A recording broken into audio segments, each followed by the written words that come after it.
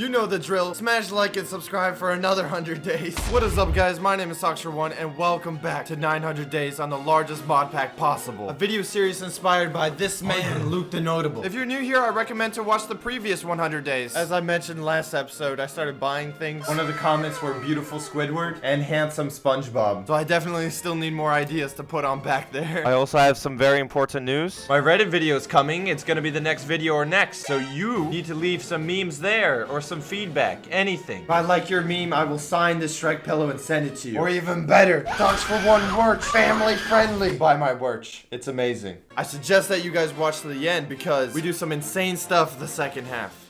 Previously. On the last 100 days, I finished my power generator, but no room still. I also started getting into traincraft and started building my own train station. I also finished up my mob grinder area and I was getting a ton of XP. Day 800, I left off working on my mob grinder, which was working great. I just didn't have enough power to keep on grinding up all the mobs because I have a lot of spawners now. I spent most of the day just thinking what I was gonna do, but I did set up this little system that gets me a lot of plastic, what I need for my train system for rails. Next day, I decided to work on my black hole because I wanted to make this an actual room. The hard part is that I have to choose block that can withstand the pressure of the black hole so they don't break. I started going with these blackstone bricks, but honestly, I think I'm gonna switch to some sort of modded block. Day 802, I decided to go with a block called the factory block. I started this high-tech slash spaceship kind of look, and it looked pretty good, but I didn't want to settle in yet. Because of the chisel, I have many options I can choose from, so I laid them all out, but honestly, the original one I started with was the best one. But I also decided to use this purple one as a path because it matches really good with the gold. I started filling out my design the next day and it was looking pretty good. I had to clear out some area around because the room was gonna be pretty big. And as you can see, it's really starting to take shape. As I continued clearing out blocks on day 804, I used pumps to clear out more liquid around my base and was finishing up the floor. It was a big risk to use blocks that I never used before, but honestly, it worked out and the place looks pretty cool. But of course, the next day I ran into some problems like my elevator not being centered in the black hole room, which was kind of frustrating. And what was I gonna use for a light source? I did some research and I ended up making this like bug lamp, but I don't think it looks so good. Yeah, it's definitely not gonna work out. Day 806, since the room is orange, why not get some orange light source? So I went to the nether to get some lava, made some of these lava orange light sources, and then realized they don't actually turn on from redstone power. So what I finally decided is that none of the light sources look good in the ground, so I'm just gonna build the wall and roof and then put the light sources there. I finished it up the next day by putting up the walls and putting holes in the wall for where I'm gonna put the light sources. I ended up going with these black lamps, but honestly, I don't know if I like them very much. It does look good. I finished up the entire room except for the roof, and yeah, I think this room is definitely growing on me. It's one of my favorites so far. You can guess what I did on day 808, actually putting a roof on this place. And voila, the place is done. It needs a little bit of work, and I think I need another light source, but yeah, it looks cool. On day 809, since my black hole room was basically done, I wanted to start working on my train station again. I wanted to do something absolutely crazy though, so I did some research on something called the architecture saw bench that allows you to make any shape in Minecraft. Let me repeat, you can turn any block into a cylinder, a spear, a pyramid, even a triangle. This made my brain actually explode because this breaks every single Minecraft rule, and now my possibilities are literally endless. What is this cursed thing I brought upon this world? I spent the rest of the day crafting up white stone bricks because that's the main block that I'm gonna use for this train station. The next day I started making the entrance of my train station, and I used that saw bench to make these triangle thingies. I tried many different shapes, and honestly it started hurting my brain because there was too many possibilities. I went with this. I also started creating an outline of my face because I'm gonna make this train station called the sock station, so I want my face to be in it. Day 811, I had to get some certain blocks like hardened clay in order to build my face in the train station. Honestly, I had a lot more difficulty building this than I thought I would. I'm really starting to dislike the chisel because look how many different possibilities of sandstone I can make. Like, isn't there already enough blocks for me to choose from in this mod pack? I spent all day on this and I achieved nothing. I started making some headway the next day. What is this monster that I have just created? It should be burned at the stake. I kept filling it in. I have created a monster. I continued working on it on day 813 by adding a lot more colors. It's starting to take shape, but it kind of looks like a deformed baby. Finally, I put an orange ring around it and it actually looks somewhat normal. The next day was a beautiful day because I finished it and it turned out absolutely perfect. I am so proud of myself. And this is where the fun begins. For the next 10 days, I'm going to be working on my train station. I mean, sock station. The first job was to lay out all the white stone bricks and then actually connecting the main rail to where I would get on and off. I also started listing out all the locations where the train could take me. Some of the locations where the train will go will be around the base, but most will be far away locations like going to the swamp or to the end portal. While all of this was happening, I was making a lot more plastic because I need a lot of plastic to make a lot more rails, and I'll definitely need it. I started clearing out some space for the tracks, which are going to be the rails that are going to be looping around my base. But all of that is the easy part. What I need to figure out is a system that allows me to switch tracks so I can go to different locations. For example, if I want to go to the swamp, I should be able to press a button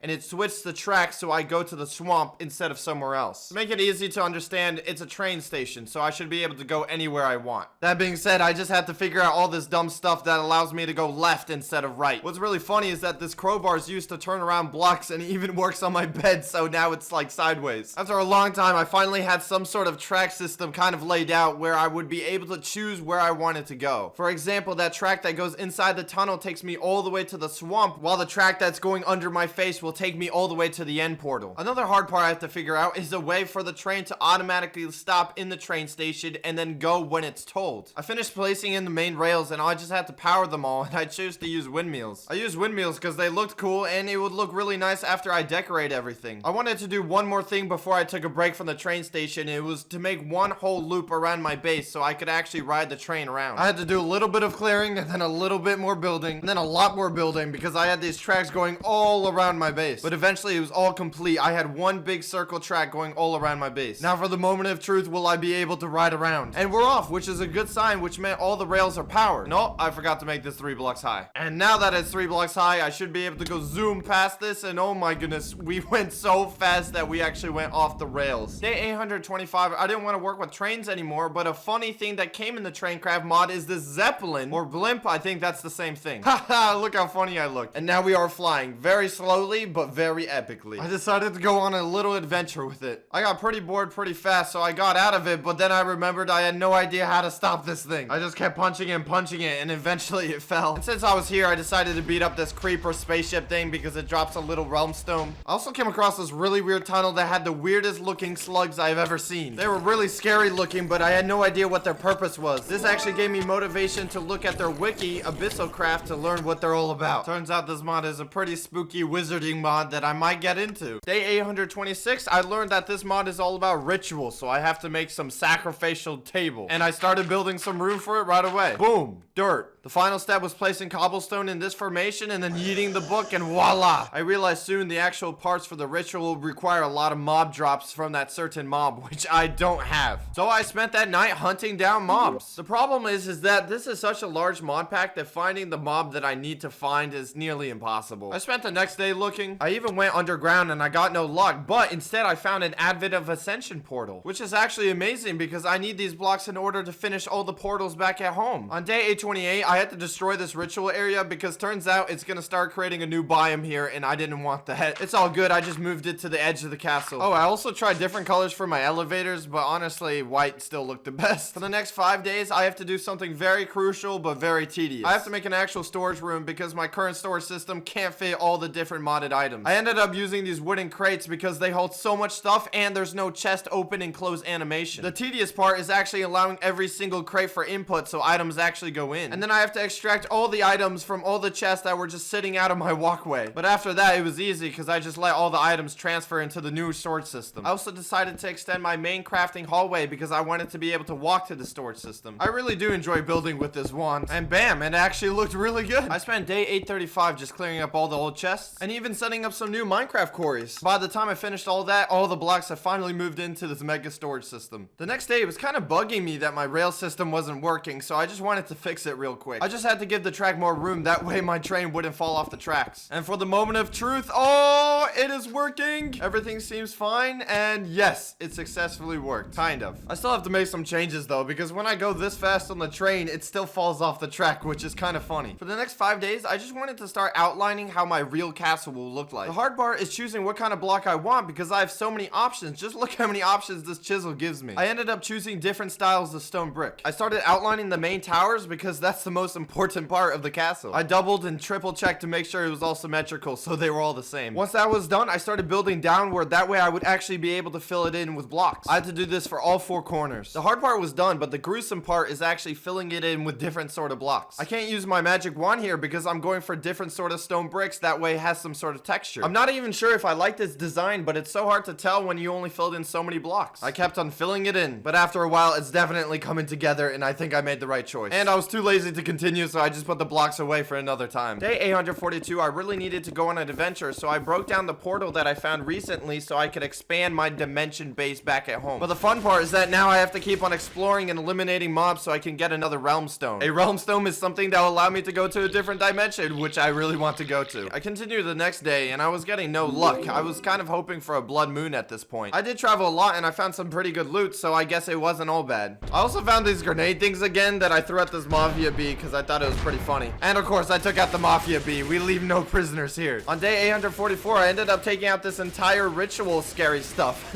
I love having this weapon. When I got home, I used all those blocks that I stole from that cave to build myself several new portals. The only thing left is getting more realm stones so I can go to more dimensions. Day 845 was a really big day because I put this zucchini on one of my pedestals in my armory. But seriously, I don't know if you remember, I got a lot of treasure chests from my fishing machines downstairs. Turns out if I open them, I actually get a realm stone. There's also a chance to get a lot of tea, which gives you regeneration for a couple seconds. The next day was a big day because I was preparing to travel to a new world. I had no idea what was on the other side of this blue portal, so I was going crazy. What did I just walk into? The whole world was completely pink. Everything was pink. And the mobs were blue and they had 2 heads. I think this dimension is supposed to be like some sort of coral world where these are like sea monsters. I'm not really sure. For the next 5 days, I'm going to be traveling throughout this dimension to see everything it has. On top of that, these mobs drop a lot of coins, which are what I need for the other dimension. Bro, these guys have 2 heads, but they ain't very smart. Turns out there was also biomes in this dimension, like this blue kind of tree area. I don't know how to describe this. And that's when I came across my first blue castle that had some sort of weird symbol on top of it. The inside was kind of weird, but what was even weirder were these sea creatures that made the funniest sounds I've ever heard. Oh yeah, and I couldn't attack any of them because my hunter experience level wasn't high enough. I kept on exploring and I came across these wizards. I mean, they looked like Poseidon with his trident and everything, and I couldn't attack them either, so I ran away. I didn't see any loot in the building, so I was kind of confused for the whole point of it. But right next to this castle was a giant temple, so that was pretty cool. The temple was made out of unbreakable blocks, so I already knew I hated it because that means there was gonna be a maze inside. At least I could attack the things that are inside, but I don't even know what I was attacking. They were like winged scissor people. To make things weirder, there was some sort of weird gravity inside. Like, I wasn't floating on my own right now. I was not controlling where I was going. I was being pushed around by these invisible forces. It was hard to move around in this temple, and there was even this new mob that looked like a ninja warrior. And then somehow I was pushed all the way to the ceiling, and I couldn't move out of here no matter what I did. Yeah, how do you like me now, ninja people? I seriously couldn't get back down. I was just being tossed around like some sort of ragdoll, but luckily I had my house pet, so I just teleported back home. I came back through the portal again, tried to go through the temple again, but the same thing happened. I got stuck up here again, and I have no idea how. I decided to leave the temple alone and just keep on exploring because I needed to get a lot of coins anyway. I marked anything interesting, and I also found this new biome that looks like corals. I took my coins back to the creeper dimension because I wanted to trade with this arms dealer so I could get some cool weapons like this grenade. Turns out explosive grenades aren't very good against creepers, which makes no sense. I mean, it's a grenade for crying out loud. I threw 32 grenades at this guy. It only does 1 tick of damage. Day 852, I thought it would be a really cool idea to bring those creeper dealers back to my base. That way I didn't have to go travel to get cool weapons, and this could be for all future traders that I find in different dimensions. Turns out the Pokeball, aka the item that I used to pick up mobs, is not working on him. That means I'm gonna have to put him on a minecart and send him through the portal, but I didn't want to do that right now. I spent 3 more days in this aqua dimension because I learned there's 2 different bosses I could fight here. One of them can actually be fished up, so I set up an automatic fishing mine here on this pond. The other one, on the other hand, has to be discovered, so I just kept on going in one direction until I found it. After a bit of traveling, I did it. I found where this boss would be summoned. All I had to do was right-click this water rune on it, and it would summon. Oh, that's a big chunk boy. No matter how many bullets I put in this guy, he wasn't taking any damage, so I was afraid that I was underprepared for this fight.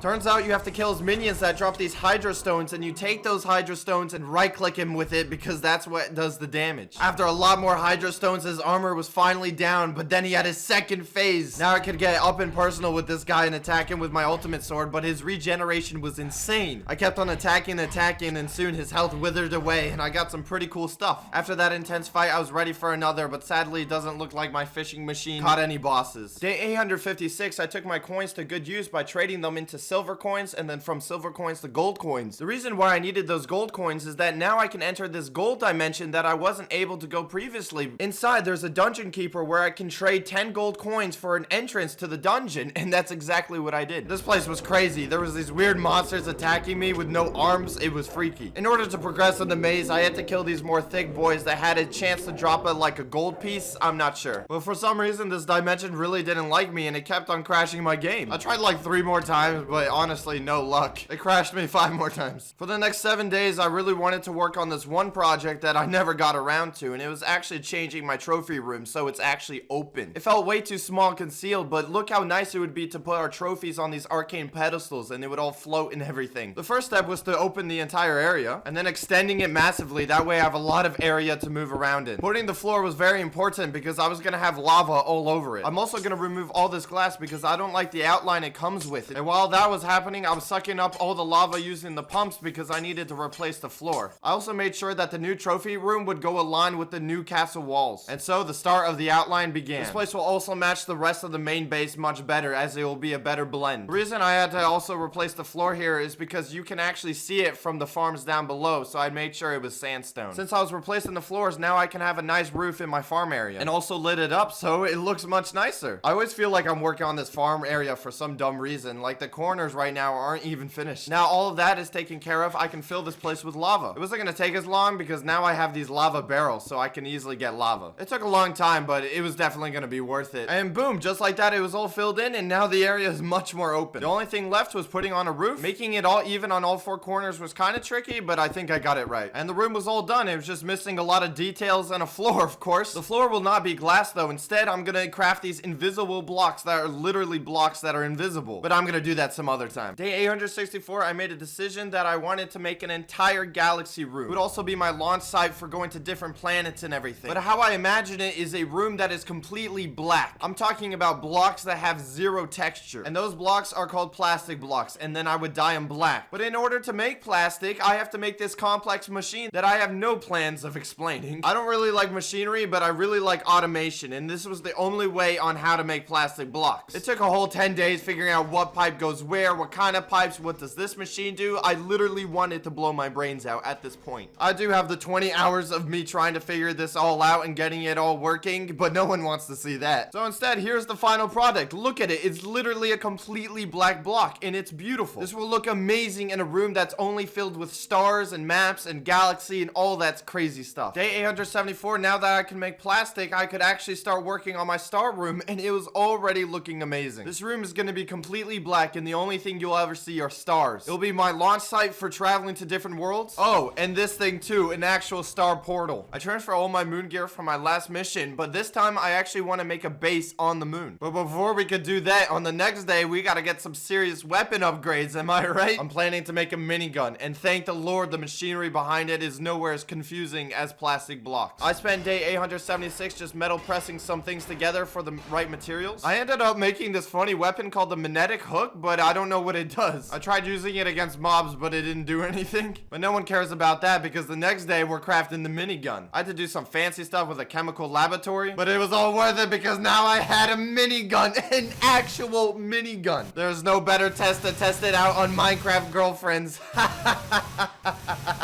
On day 878, I was like, why stop there? Let's make another weapon. Now that I had all these machines going, it was pretty easy to make new weapons, so I decided to make a flamethrower. And it's absolutely sick. Also, turns out the fuel for it is the same for when making plastic blocks. I unleashed 1,000 years of pain on this mafia bee, and the flamethrower was just as destructive. For the next couple days, I have to learn machinery that will allow me to live on the moon, not just go there. One of the key things is having power, because without power, there is no oxygen. I decided to go with solar panels. That way, I don't have to to worry about a fuel source that'll just get direct sunlight and give me power. I also needed an energy cube in order to take all that power from the solar panels. And might as well charge it all up here on Earth, that way I don't take any risks. The next step was to have a lot of fuel for my spaceship, but that was no problem because I had infinite oil. I also doubled and triple checked if all the oxygen collectors work and everything because I didn't want to go there and have a problem. On day 886, I had to decide what I wanted to make my moon base out of. My first bet was iron because I had a lot of it, and I wanted my moon base to be white because that was what I imagined it to be. Even with the chisel, I didn't like any of the iron possibilities. The block I decided to go with were called anti-blocks, and they were perfect because they glowed bright white. The next day, I made sure I had all the materials ready so I could go to the moon, including dirt, leaves, and a whole lot of bullets. Well, I think I'm ready. I got all the weapons I need, and I put all my essentials in backpacks. I was ready to make a moon base. For the next 6 days, I'm gonna fly to the moon and then make a moon base where I could potentially live forever. Flying to the moon was just as cool as it was the first time. Doctor One is a spaceman. Oh, he travels in a spaceship.